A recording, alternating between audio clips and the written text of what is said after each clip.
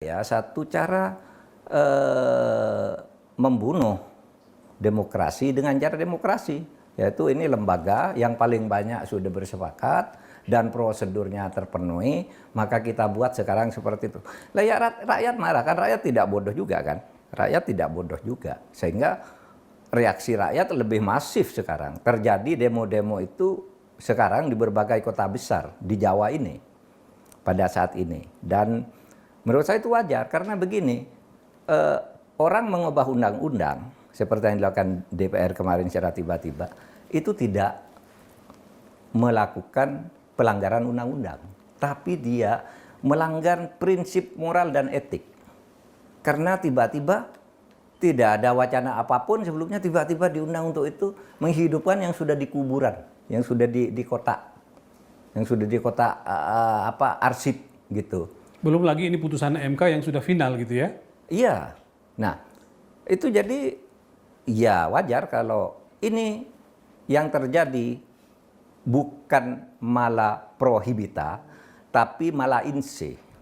Mala prohibita itu adalah melanggar aturan resmi. Nah, DPR tidak melanggar aturan resmi, tapi memain-mainkan aturan resmi. Misalnya, satu rancangan undang-undang dibahas hanya sehari.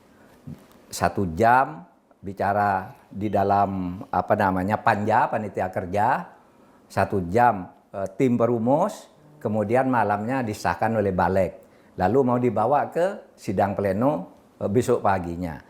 Itu benar dari sudut prosedur kan bisa begitu, semua prosedur terpenuhi, tapi mengapa ada undang-undang lain yang sampai bertahun-tahun tidak dibahas? Nggak dibahas. Seperti undang-undang perampasan aset dan banyak lagi lah yang disebut. Kok ini tiba-tiba 1 hari dibahas? Undang-undang perampasan aset itu, Mas, hanya 1 pasal yang harus disetujui dan oleh ditunggu-tunggu DPR. oleh publik gitu, Pak. Iya. Ya, saya ingin melanjutkan, Pak. Kalau gitu apa yang terjadi dengan DPR, Pak Mahfud? Karena kan sebenarnya apa yang mereka lakukan ini kan tidak pernah terjadi dalam sejarah negara hukum Indonesia, Pak. Ini kali pertama terjadi di mana putusan MK dilawan dengan revisi undang-undang. Dan hanya dalam waktu 1 hari, dalam waktu 7 jam. Apakah mereka melakukan itu dengan kesadaran dan akal sehat atau dibutakan oleh ambisi besar untuk merebutkan kue kekuasaan? Iya, menurut saya ya, dibutakan oleh ambisi besar untuk bagi kekuasaan di antara kelompoknya sendiri. Apakah itu boleh? Boleh juga. Itu bukan mala inse, itu malah prohibita. Itu malah prohibita kalau iya, begitu. artinya tidak melanggar aturan Tidak begitu. aturan. Karena kita merdeka, silakan Anda rebut kekuasaan ini, Anda berjoin, Anda Tapi dengan berkoalisi cara-cara? atau apa. Nah, yang mala insenya itu caranya tidak sopan. Caranya tidak bisa diterima oleh akal sehat dan moral. Karena didahului peristiwa-peristiwa sebelumnya, ada orang ingin mengajukan orang umurnya belum sampai, ada orang ingin mengalahkan calon gubernur yang lain dengan cara begini. Didahului oleh ini, tiba-tiba diputus oleh MK agar kembali ke jalan konstitusi, lalu putusan MK yang menurut konstitusi bersifat final.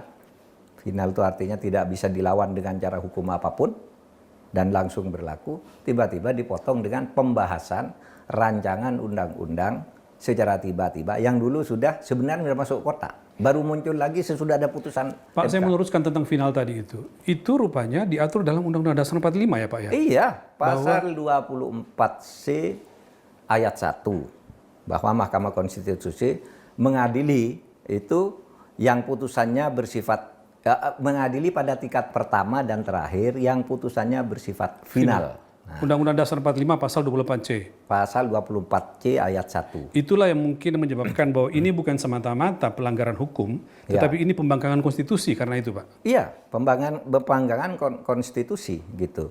Jadi ranahnya MK itu menjaga konstitusi sehingga putusan-putusannya itu setingkat undang-undang, bukan setingkat PKPU. Setingkat PKPU. Saya ingin menjelaskan juga kepada publik ya bahwa putusan MK itu bukan menganulir putusan Mahkamah Agung, tidak dianulir oleh MK. MK tidak menganulir itu, tetapi bahwa undang-undang yang berlaku adalah ini, semua yang tidak sesuai dengan putusan MK itu artinya batal dengan sendirinya, tidak boleh berlaku dengan sendirinya. Apakah itu vonis Mahkamah Agung, apa tuh Artinya keputusan presiden. dalam konteks itu maka tidak tepat untuk mengatakan mana sih yang lebih tinggi kalau begitu, apa keputusan MK atau MA gitu ya kan? Nggak ada, sama-sama tinggi. Sama-sama tinggi. Cuma batas wewenangnya beda. Beda. Kalau MK